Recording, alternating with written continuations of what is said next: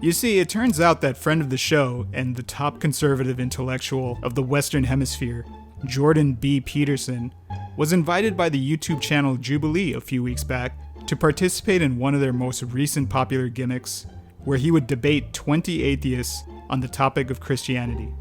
And for any of us remotely familiar with Peterson, this segment went about as well as you'd expect for pretty much every debate he's ever had, with not just any atheists, but really anybody in general who wasn't already ideologically on his side.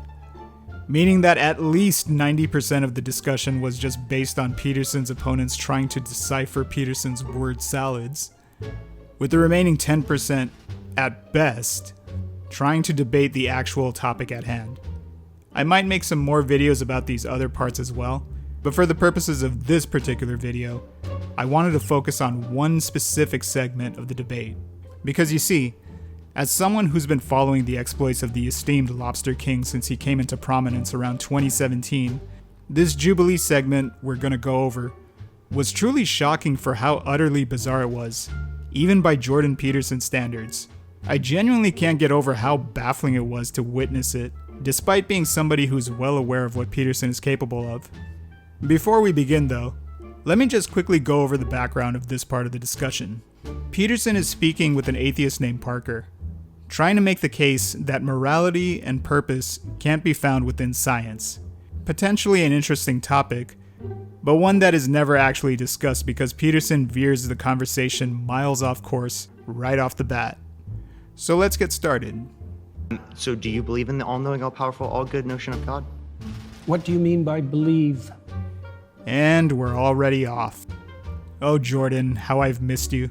God? What do you mean by believe? Do you think it to be true? That's the circular definition. What do you mean How when is you that say you circular? believe? How is that circular? Because you added no content to the answer by substituting the word true. What? No, it's not. Parker clarifies this right after, but I do want to mention that to believe in something and to think something is true is not circular. It's totally possible to use a word in replacement of another word if it helps a person who might be more familiar with the substituted word to better understand what the original word means. For example, in my case, when I was studying vocabulary for the SATs back in high school, one word that I really liked and stayed in my memories for whatever reason was the word adept. I didn't know what it meant when I first encountered it, obviously, but the study guide I was using not only provided a basic definition, but also provided multiple other similar words. One alternative word was skillful. Fairly straightforward, right? So at the time, I wouldn't be able to tell you what the word adept meant.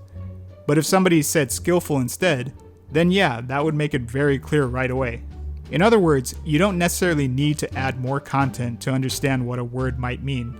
But this is moot anyway, because Parker didn't just replace the word believe with true. And believe. I said you think it to be true.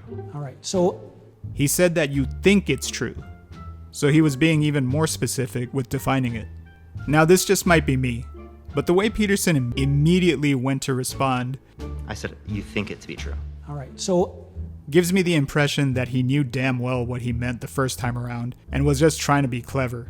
But okay, whatever. This is small potatoes compared to what will come later. if What's you a believe belief? something, you stake your life on it. What do you mean by that? You live for it, and you die for it. That's what I mean by that. It isn't something that you say. It isn't something that's associated with logical consistency. It's not declarative. It's not propositional. It's not a figment of your imagination. It's the presupposition of your attention and your action. And you're either fragmented, in which case you worship multiple gods, or there's some unity at the bottom of it that makes you an unstoppable force. Okay, so you're saying that you don't believe something if you wouldn't die for it? Not really, no. Okay, now we're really about to get this party started. I'm sorry. What? Let's hear that again. Okay, so you're saying that you don't believe something if you wouldn't die for it? Not really, no. Okay, and here I guess is where we get into the fun stuff. I'm sorry. You actually have to believe in something to the point of willing to die for it? Otherwise you don't truly believe in it at all? So like, if I believe the sky is blue, but I'm not willing to die to confirm it, then I don't truly believe the sky's really blue? If you think that sounds incredibly stupid, and I'm strawmanning Peterson, well, I'll let the good doctor continue, and you, the viewer, can decide for yourself.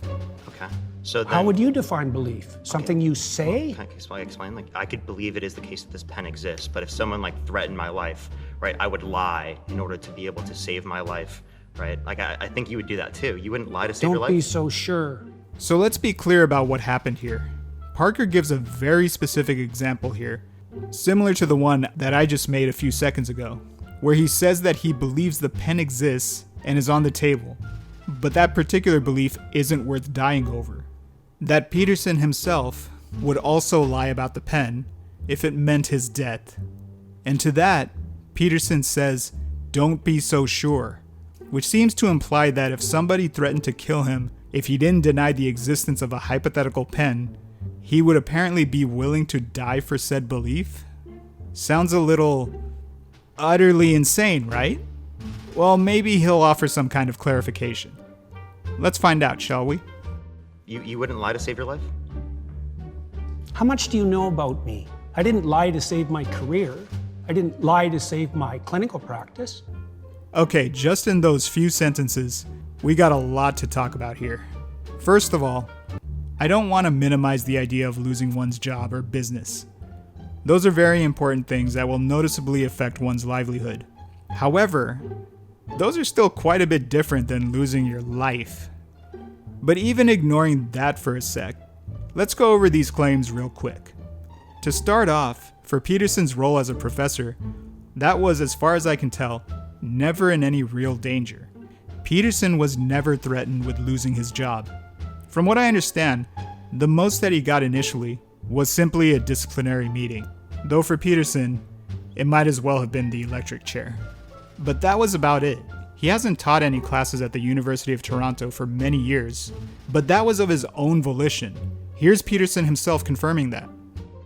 So, why did you stop teaching? Oh, well, I took a sabbatical.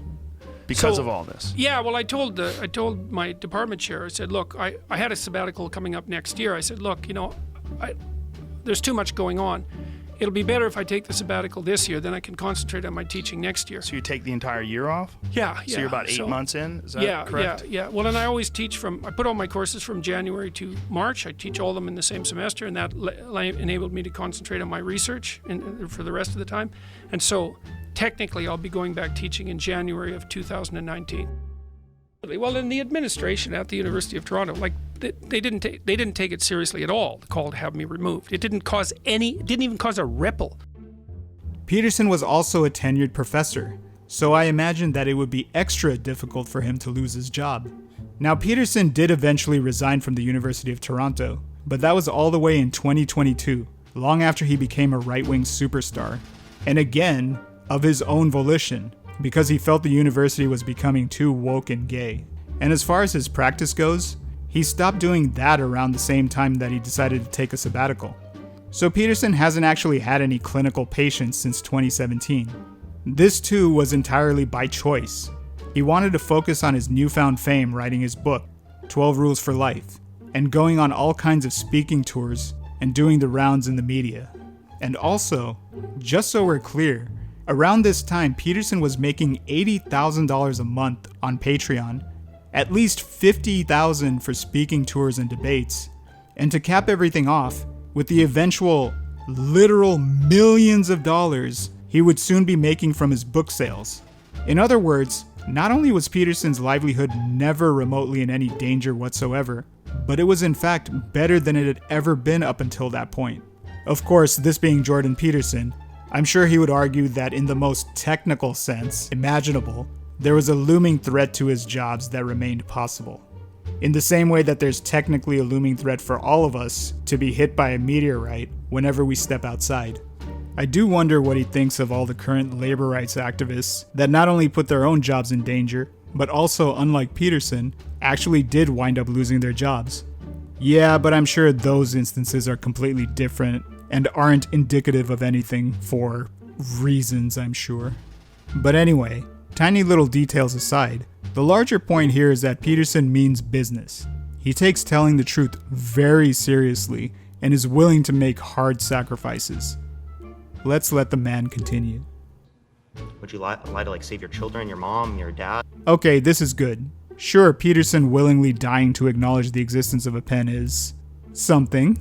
But what about denying the existence of a pen in an attempt to save his family? I mean, surely that has to be a no-brainer, right? I don't think lying would save them. Oh. Okay. Once again, lots to unpack here. My first question would be, how does he know that lying won't help save his family?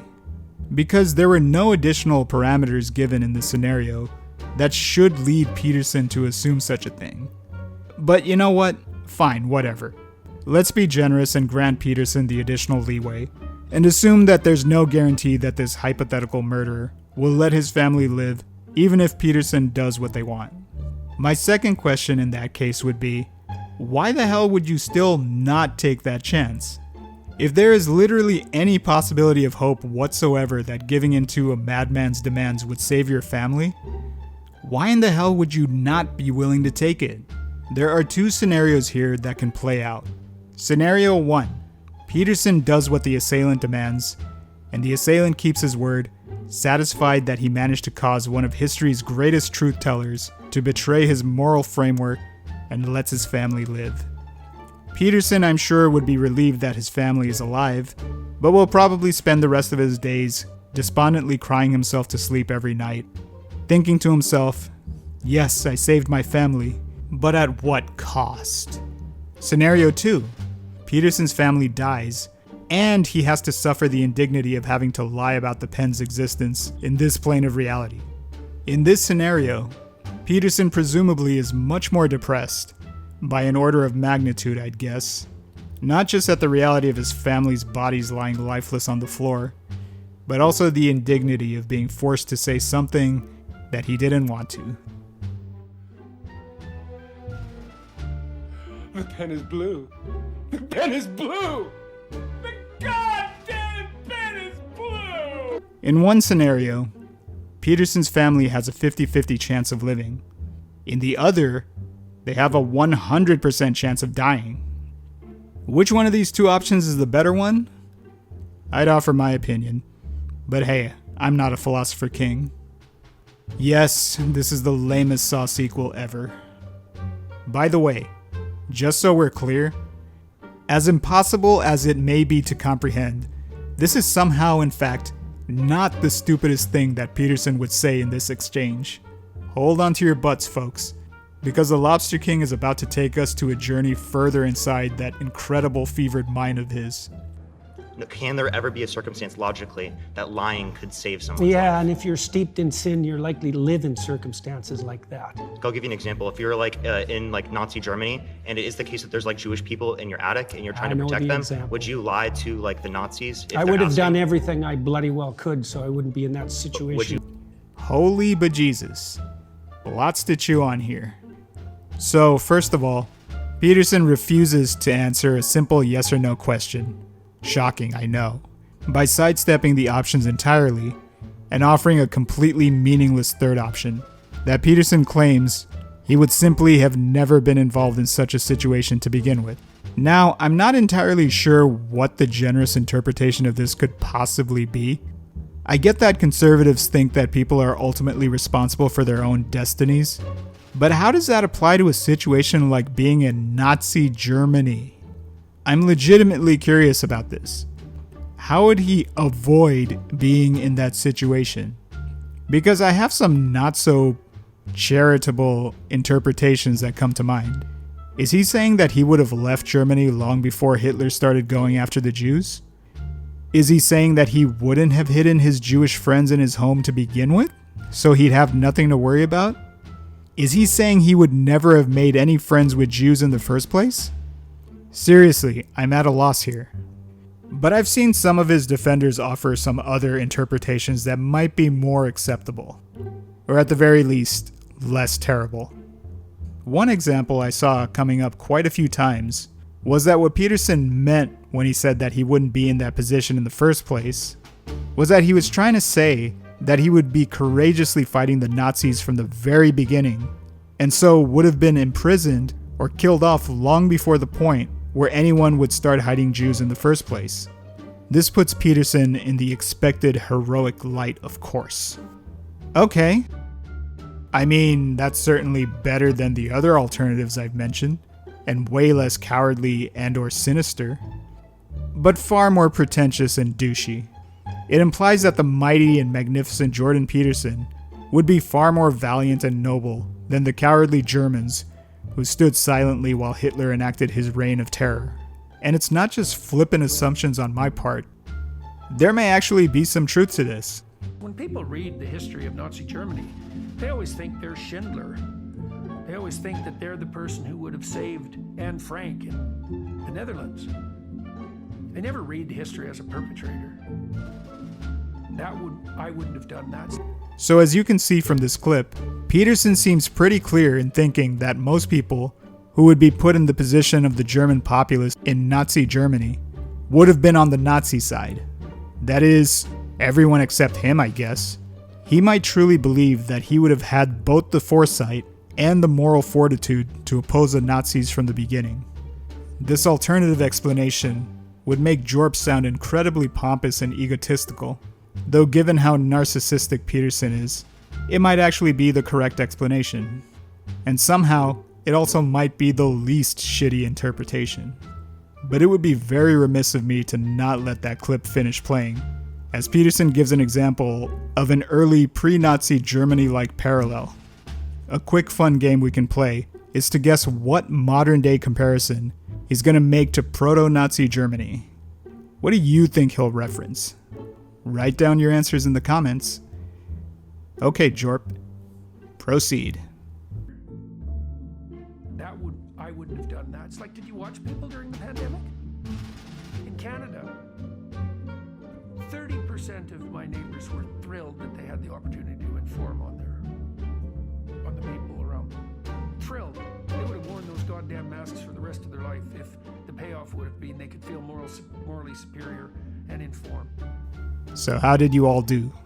Yep, his brilliant Nazi parallel is referencing the people who got mad at others for not wearing masks during a once-in-a-lifetime global pandemic. That's our Jorp. Anyway, continuing on. Just for the sake of argument, even if you believe that the non-Nazi German citizens should have fought harder to stop Hitler right off the bat, that's a completely separate discussion. For those people who are already in that position, where they're already hiding Jews at that point, what should be done? Let's hear what Peterson has to say about that. To begin with, it's a hypothetical and it's You not can't answer answerable. hypotheticals? No, I can't answer a hypothetical like What? that because Did it's you eat far. today? Look, Did you eat don't today? play games. I'm not playing a game. I'm just Yes, asking if you you ate are. it. If you present me with an intractable moral choice that's stripped of context and you back me into a corner, you're playing game. I just told you Hypothetical. I would do everything that I could to make sure that I'm never in that situation. By the time you've got there, you've made so many mistakes that there's nothing you can do that isn't a sin. Man, what the fuck is you talking about? was that? I'm sorry. Apparently, Peterson thinks that there's nothing you can do at that point, that no matter which option you pick, to lie to the Nazi or not lie to the Nazi, you are committing a sin either way. Okay, fine. Looks like we're doing this again. Let's just go with Peterson's argument for the time being. Here I would ask pretty much the same questions that I did with the earlier example of Peterson lying about the existence of a pen to save his family. But I'm gonna go very slowly here so that everybody can follow along with what Peterson is trying to say. And you can judge for yourself if this is a particularly good argument or not. So before we go any further, we need to be extra clear where we're starting off, according to Peterson. No matter what the decision of this German Samaritan is, a sin is going to be committed either way. A sin is going to be added to this hypothetical German sin tally no matter what. he is not going to be escaping sin regardless of the result. Got it? Okay, good. From there, we can now begin our rebuttals. So, if we all agree that according to Peterson, there are no good options here, is it at all possible that two different sins might not be equally bad? In this example, if Peterson was in that German's position, he would have two options. Option 1, lie to the Nazi and his Jewish friend gets saved. Option 2, tell the truth and he turns in his Jewish friend and they presumably get sent off to a concentration camp to do hard labor or even get killed there. In option 1, he's already committed a bunch of very grievous sins, and now by lying, he adds one more to the pile. The grievous sin of lying to a Nazi. In option 2, he's also already committed a bunch of very grievous sins, and now by telling the truth, and possibly causing the death of his friend, like with option 1, he has added one more sin to the pile as well. Both examples result in a new sin, though as you, the viewer, may have probably noticed, these two sins don't appear to be similar at all in any way, shape, or form. One is the sin of lying to a Nazi to save the life of his Jewish friend. The other is a sin of needlessly letting his friend get potentially murdered by the Nazis. Though with this one, you don't have to let the guilt of lying to a Nazi eat at your conscience for the rest of your life. Now, is there a correct answer here? Or even possibly a least worst option? Perhaps. But I think we can all definitely agree that there are no easy answers here. And by we, I mean Jordan Peterson and his fans. This is truly the Sophie's choice of the modern day. I don't blame Peterson at all for being unable to quickly and easily answer a question with such an utterly immense level of philosophical and moral difficulty. Is deceiving a baby by covering your hands with your face really that much less of a sin than, say, repeatedly punching it in the face? Who can say? No, but seriously, all snark aside, if you need more than 10 nanoseconds at the very most to make a decision here, I'm sorry, but you're a narcissistic, self-righteous dipshit of the highest caliber imaginable, and would be unintentionally revealing a lot of other potentially really concerning things about yourself. Again, if whatever you do here is a sin regardless, according to the good doctor, then wouldn't it make sense to choose the lesser of two sins? Oh, but we're still not done here. He then tries to wave away the question entirely by complaining that it's a supposedly extreme hypothetical. Why is this particular hypothetical off limits for Peterson? I get that right-wingers' brains tend to shut down completely when you bring up Hitler and the Nazis in almost any kind of situation for the past few decades now, but I think this one seems fairly innocuous and straightforward. It's not like that one other popular hypothetical that you hear about a lot, where if you could go back in time, would you kill baby Hitler? At least I can see the philosophical difficulty involved in that one. But this hypothetical? What's difficult about it? What's the moral conundrum here? I've heard some very dumb people insist that this is like a when did you stop beating your wife type question. When in fact, no, it's not like that at all.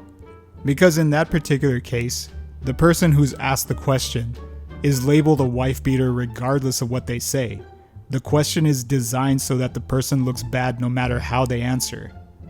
In this example we're talking about, with the bad Germans, however, there is a very easy, obvious, and morally correct option that doesn't make you look like a shitty person. But I guess that would also presume that we all agree that there is a non-shitty option in this particular hypothetical to begin with. Like I said, I think this is one of the most straightforward hypotheticals that one could possibly imagine. Look, telling the truth is important in a lot of cases. I'm sure most of us can agree on that. But I'm pretty sure that most of us can also agree that lying absolutely has its place, especially if you're trying to keep yourself or your loved ones safe.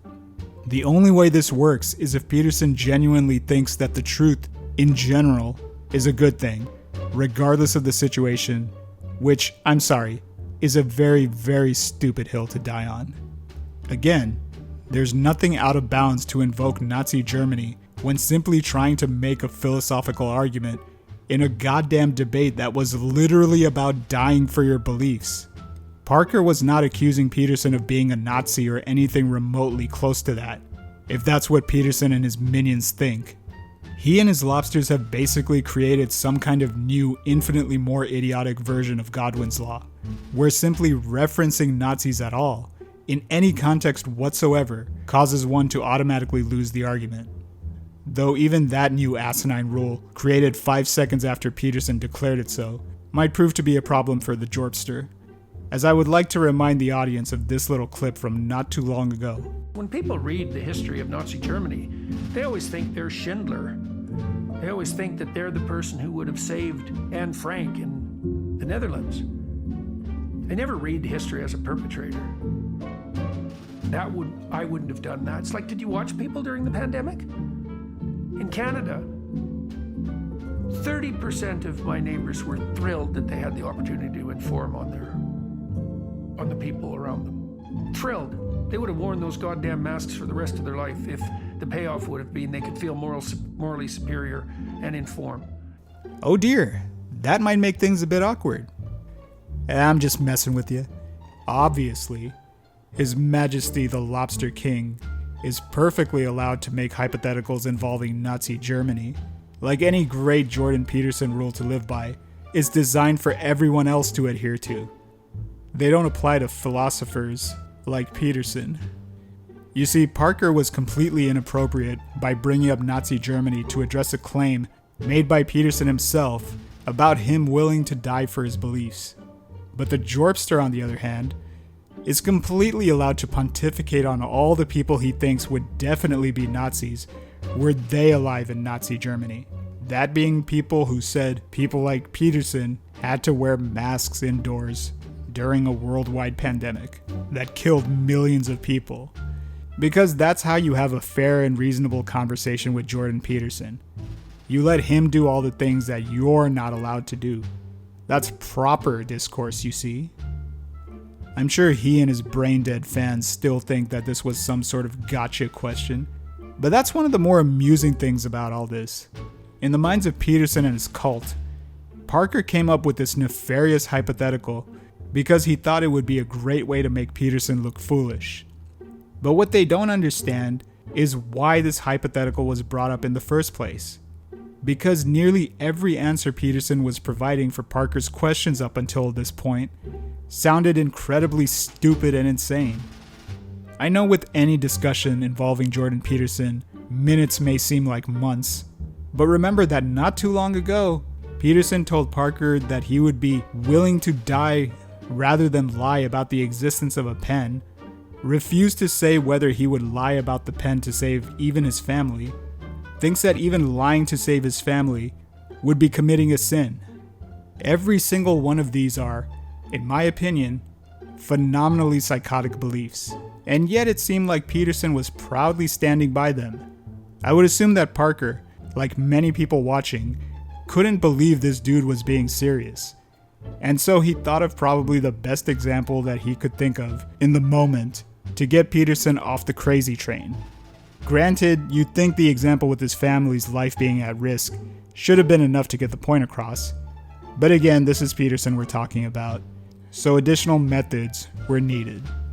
And Parker was just simply at a loss that any sentient human being could believe in such dumb shit. So instead, he was trying to repeatedly provide Peterson a scenario where he thought that it would be completely uncontroversial and that nobody in their right mind would answer in any other way. He wasn't trying to be sneaky. He wasn't trying to be clever. He was trying to confirm if Peterson was in fact arguing the dumb shit that he was arguing. If the goal was to make Peterson look deranged, that was already accomplished in the previous discussion with the pen and his family. I would think that refusing to answer whether you would lie to save your own family got the point across just as well as the Nazi question did. I mean, sure, the latter question made Peterson look even worse, but he was already looking pretty terrible. The lobster brain cannot remotely comprehend the possibility that their mighty crustacean king and savior of Western civilization might be totally incomprehensible to non-lobsters. Which is ironic because they're the ones who brought life to the meme about having to read thousands of pages of his books and listen to hundreds of hours of his lectures and podcasts before you can truly understand what Peterson is saying about anything. And so it would seem reasonable for people to use certain hypotheticals and examples in their attempt to not specifically humiliate Peterson, but to actually make sure we're not misinterpreting him. Parker wasn't thinking, haha, yes, I finally got this evil Nazi right where I want him. He was more than likely just thinking, this dude can't be for real, can he? And by the way, let me also be clear here. I'm not even saying that Parker may not have had something much less good faith and sneaky planned. Maybe that was the case. I don't know. But what I am saying is that if he did indeed remotely have any actual gotcha questions planned, it's completely moot because he never even got a chance to deploy them. So not only was this not a gotcha question, it was literally the opposite of a gotcha question. Parker threw him one of the softest softballs in existence, and he somehow still whiffed on it. Parker was trying to give Peterson an out. He was trying to get him to stop digging, but Peterson kept insisting that the problem wasn't that he was still digging, but that he needed to dig up. So in the end, the great irony in all this is that Parker wasn't trying to destroy Peterson, but rather, he was trying to save Peterson from himself. Peterson also thinks it's wrong to ask him a hypothetical about Nazi Germany because he thinks that the situation is impossible, because it happened in the past and he doesn't have a time machine. Therefore, it's completely pointless to ask. Which would then also imply that you're not allowed to ask Peterson any questions at all that dealt with the past, whether it's from nearly a century ago or even just 5 minutes ago. So even questions about what Peterson did in his own life, the decisions that he himself made, were he to do something else instead, are completely off limits. Would he have bought his wife a different kind of present for their 10th anniversary if he had the same amount of wealth that he does now? Would he have ordered something else at a restaurant that he didn't find adequate at the time? Does he regret buying this suit? Nope. All these are incredibly offensive questions and thus completely off limits.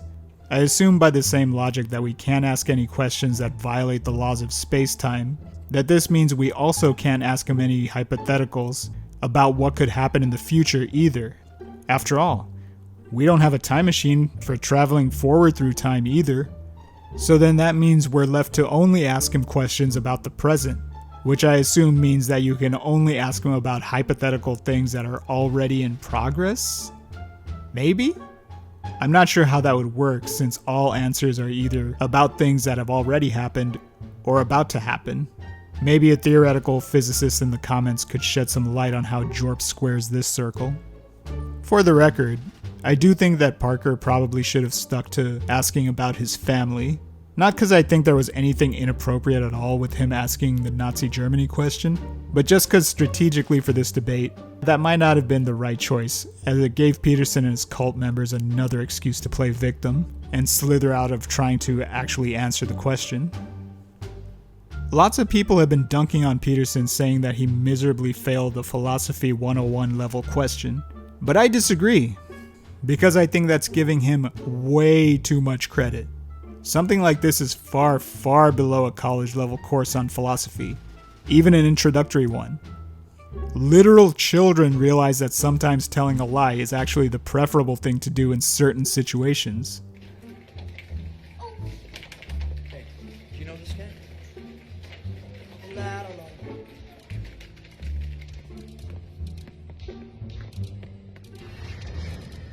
John. Not now, not now. Hey, man, there's this cop scoping for you. Check it out.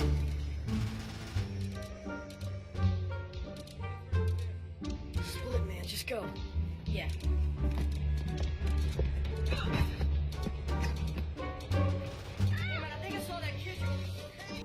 Yeah, that kid's going straight to hell according to Peterson. Or at least, a lower level of hell.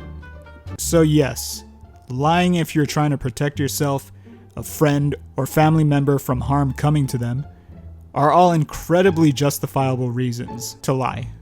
Not a single line of reading from Aristotle or Voltaire required, which makes his flailing around and pratfalling even more hilarious and pathetic.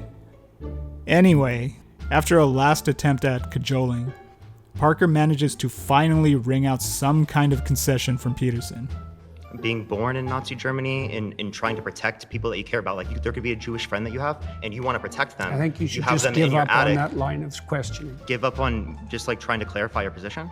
Because you I don't did like, are you like clarify. uncomfortable with me asking this question? It's just a basic hypothetical. Like I could ask you. It's just a basic Yeah, yeah. hypothetical Like, where like, you if put Jews' lives at stake in Nazi Germany. That's just a basic hypothetical. Obviously you would lie in that scenario to save their life, but you're like not trying to answer this question for some reason. I just told you why. Are you anti-fascist? Like, so you're Why anti-fascist? are you asking that? I was just asking, just clarifying.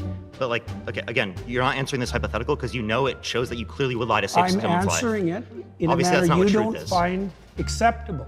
Obviously, because I care about you're- truth. I wouldn't be in that scenario. Obviously, right? Logically, because that's No. already happened. Like that's in the past. You don't have a time travel device. We're bringing this logical hypothetical up to show you that in some circumstances that do happen within the real world, you would lie to save people's lives. So your definition of truth isn't actually how we're typically using it. So what you're trying to do is you're trying to muddy the waters when I ask you, like, do you believe this? Do you think this to be true? So you don't actually have to answer the questions. And plenty of Christians don't like that because they clearly see that you don't really like want to be associated with I can Christianity with that imagine respect. that I was in a situation where the best I could do as a consequence of my previous mistakes was to tell the least amount of lie I could manage. But that would likely indicate that I had made all sorts of catastrophic errors on my way there. I swear, it's like pulling teeth with this guy.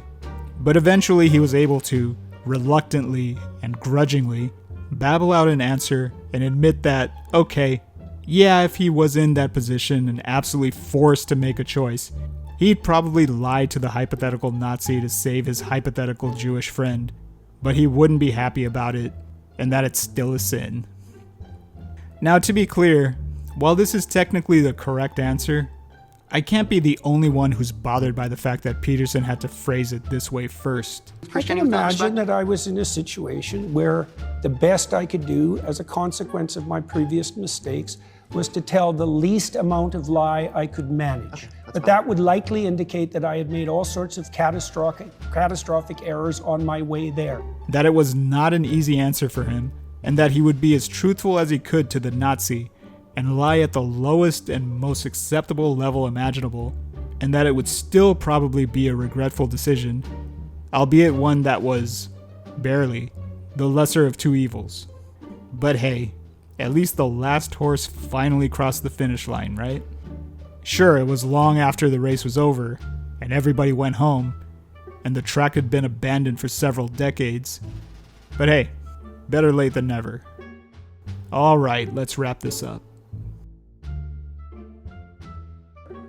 So you would lie to save someone's life. So again, you do believe it to be true in that circumstance, even though you like lied in that scenario. So Not clearly that's without not the what you see to be true. context that I put it in. What context?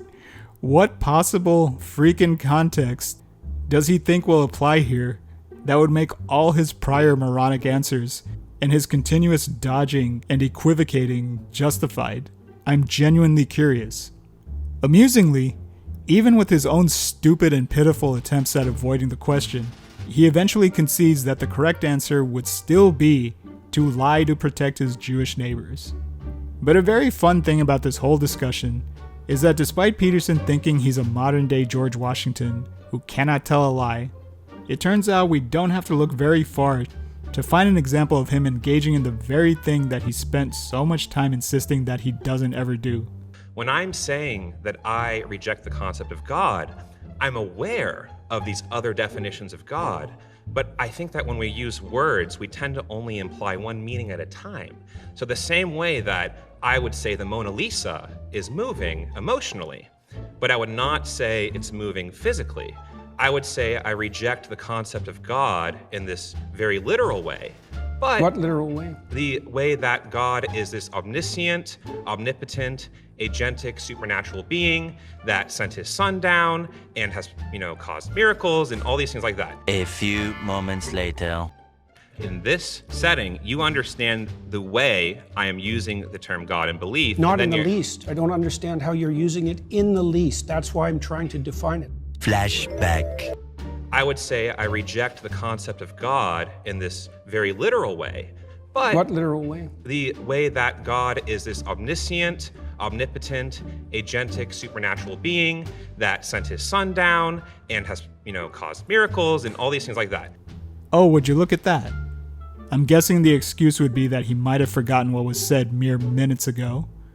Or that it's okay because it was a small lie, so whatever. Or 1,000 other insipid excuses. Or how about this other fun example from the debate with one of the other atheists on the panel? Either you're a Christian or you're not. Which one is it? I could be either of them, but I don't have to tell you. You don't have to tell me. I was under the impression I was invited to talk to a Christian. Am I not talking to a Christian?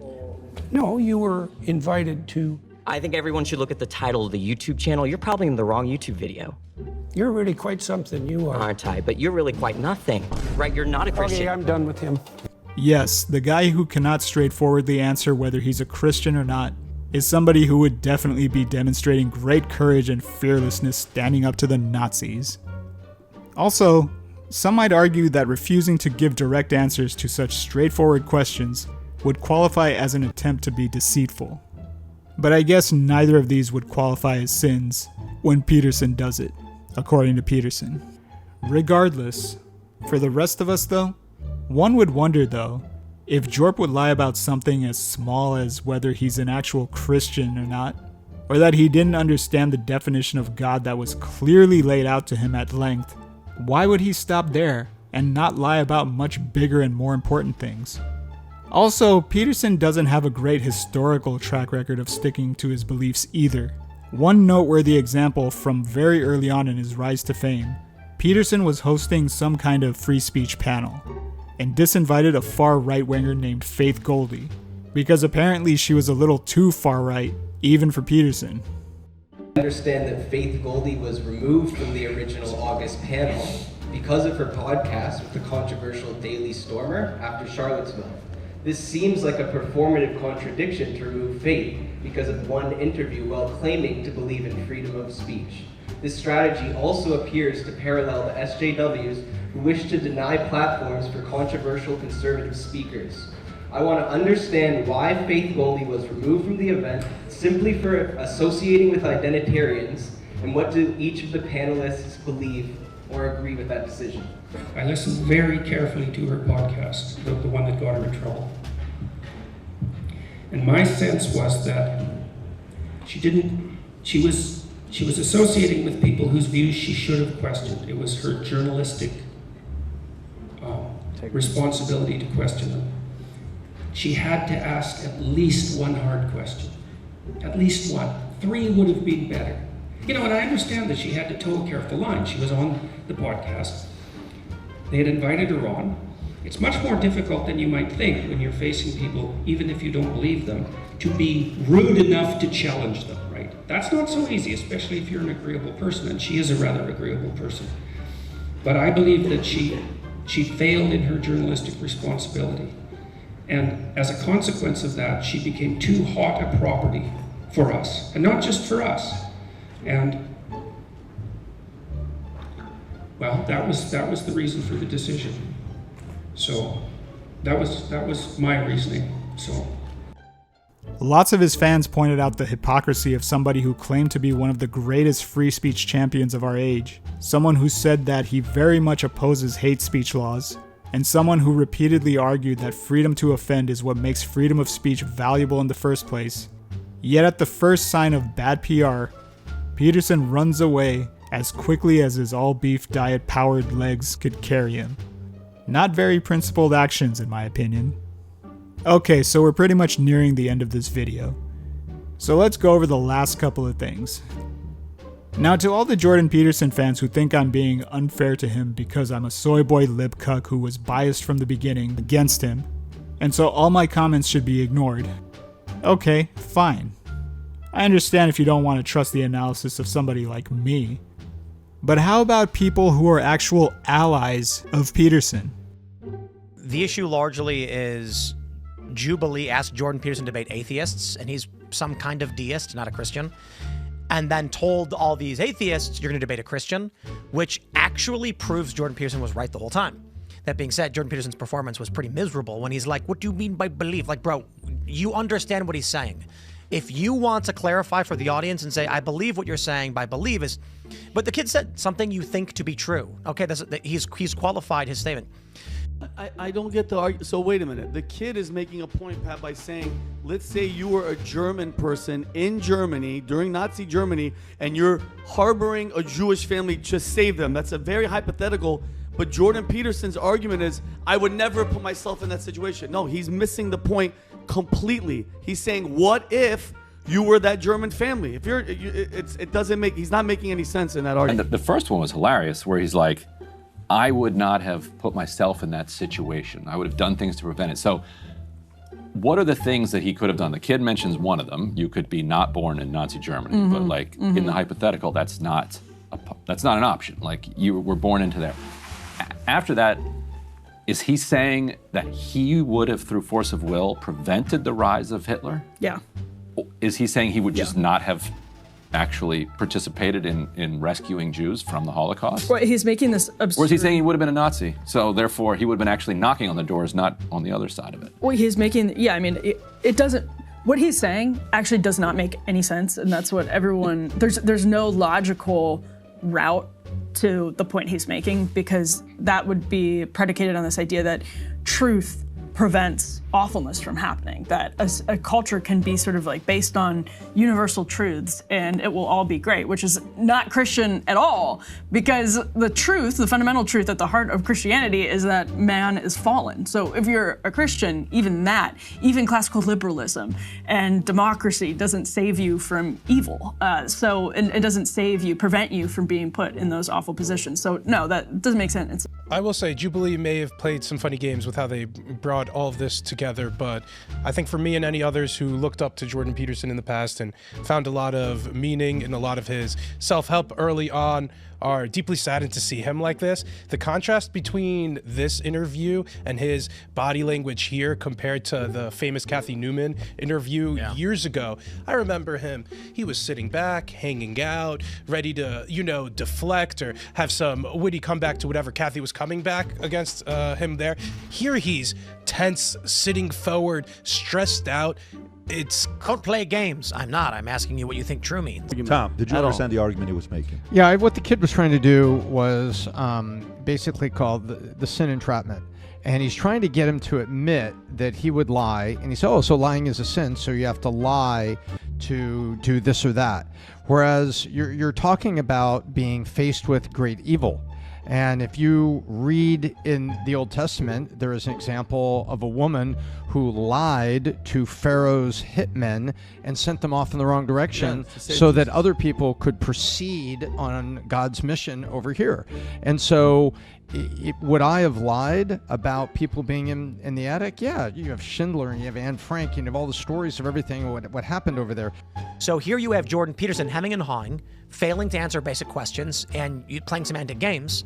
So young people are going to see this and be like, wow, Christians are dumb. So, Jordan Peterson, this moral question of whether you should lie to save a life, whether you're in Nazi Germany or whether you're in modern day America, preserving life and saving a life overrides all other perceived sins by far. So to me, it's not even a question. Yes, you lie, cheat, and steal to save your kid's life, to save your wife's life, to save your own life. It's a non-starter for me. Yes, you lie in that case. Just like Oskar Schindler lied thousands of times to save thousands of lives. It's a non-question to me. But what, Adam? As far as what Jordan Peterson is doing, I don't know if this is a good look for him or a bad look. I think it's an obvious bad look for someone who's basically made a name for himself over decades to basically be dismantled by a group of young, pompous, freaking atheists. Cool. Everyone's response to this particular video is that he failed the IQ test. If you did not eat breakfast yesterday, how would you have felt? Well, how can I know that? I ate breakfast. It's a hypothetical I can't answer. And then everyone's like, bro, The hypothetical is a guy breaks into your house and says, "Where's your daughter?" Do you tell him or not? I don't know. It's a hypothetical, Tim. I'm not sure. You can answer. Stop playing games, Tim. Or, I think the other issue is that he just answered it poorly, and I can make the argument that, in a situation like this, he doesn't come off as strong by saying, "I can't answer that. It's a hypothetical." Or he can say, give me a modern context example. Don't use the history generic one. And then make him frame it in something like a guy breaks into your house, which is a more generic issue. The problem I largely see, though, is the answer is easy. You would lie to save your family members, no question. Everyone would do it. He didn't want to be pinned down by this guy. Any of them. And so he would never give any straightforward answers because he was concerned that they were going to trick him or something. So instead of having an honest conversation, he just gives non-answers the whole time. These are almost all people who respect and admire Peterson and have no incentive to shit on him, or at the very least, are all mostly on the same side, as far as wanting to combat the evil radical left anyway. Yet even they can't believe how badly he performed. As you heard, even many of them couldn't understand why he was unable to directly answer these seemingly straightforward questions. So no, you guys are just a bunch of loser whiny babies. Peterson got demolished, and everyone who's not the most fanatical members of the lobster cult agrees. But hey, you know what? Despite the fact that Peterson doesn't deserve such generosity, I'm still willing to provide a very charitable, relatively speaking, interpretation of what I think happened in this segment. I've seen some people claim that because of the way Peterson responded, this gave the impression that he was attempting to show some secret Nazi sympathies, or that he was trying to blame the Jews and the anti-Nazi Germans for their own troubles. And to be clear, I can totally see why people may interpret his comments that way, as I myself was floating the possibilities earlier in the video. But actually, I believe, and no, Peterson, I won't be willing to die for this, that there's another possibility. The actual answer, I think, like a lot of incidents involving Jordan Peterson, is probably less malicious, but also much, much stupider. I think what basically happened was just this. Peterson started off with the very moronic statement that you can't believe in something unless you're willing to die for it. Then he followed that up and elaborated further with an even more moronic claim that telling the truth is something that is always worth dying for.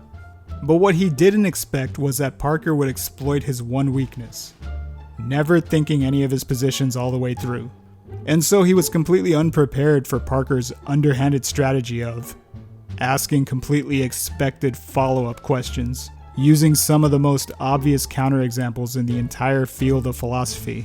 And so Peterson, realizing that it would be pretty embarrassing if he immediately conceded on a seemingly very ironclad and principled position that he staked literally seconds ago, decides instead to do everything he could to avoid directly answering Parker's questions.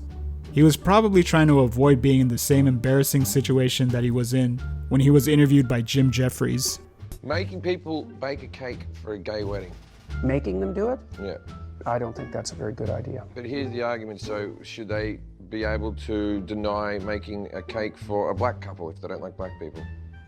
Allowed to? Probably. That doesn't mean it's right. Okay, so then we had the civil rights movement where they said black people, you had to serve them in your restaurants and stuff like that, and it did work and it did make our society better, but would you argue that that still wasn't right? No, that was right. Why is that different to now if you didn't want to make a cake for black people? Maybe it's not. Maybe it's not different. Maybe I was wrong about that. But what he seemingly forgot from the Jeffries interview was that doubling down on a stupid belief, especially when presented with a very solid rebuttal drawing from important eras in history, would make him look even worse. Instead of coming off like simply a clueless dope, he came off more like a demented buffoon. That's why it was only until the very end, when Parker pretty much held his hand and walked Peterson through the implications of his own moronic framework, which he himself accidentally boxed himself into, that he finally and reluctantly conceded to Parker's point. So there you have it. Nothing particularly nefarious this time, but just very, very, very stupid. But hey, I'm willing to entertain alternative explanations anyone has in the comments. So anyway, now that we've officially reached the end of this video, I thought a great way to cap things off would be to highlight some of the best comments on the Jubilee debate. Peterson did really well in this debate, depending on your definition of really, well, this, and debate, obviously. If Nazis came to Jordan Peterson and asked, "Are you hiding anyone in your attic?" Peterson would say, "What do you mean by hiding?" Jordan accusing anyone of playing rhetorical games is priceless. Definitely. Jordan Peterson debates 20 English speakers on the meaning of words. Can you imagine Peterson at a fast food joint? What do you mean would I like to make it a meal? That's circular logic, is it not? Is the burger not by definition a meal? Or are you suggesting that the burger by itself should be free? In which case, I'll have two. Jordan Peterson didn't lie to save his career. He created a career out of lying. Oh yes. Yeah. Very well said. Jordan Peterson is basically immune to all the trolley problem memes, since he would have done everything to avoid ending up in that situation. Imagine getting a hypothetical in an exam, and your answer is, "I wouldn't be in this situation." I'm obsessed with him saying, if you believe in something, you die for it. All the while, a big portion of all these exchanges are him refusing to clarify his beliefs, largely due to him being terrified of ever having to defend any form of stance or claim. I'd die for my beliefs. Not gonna tell you what they are, only that I'd die for them.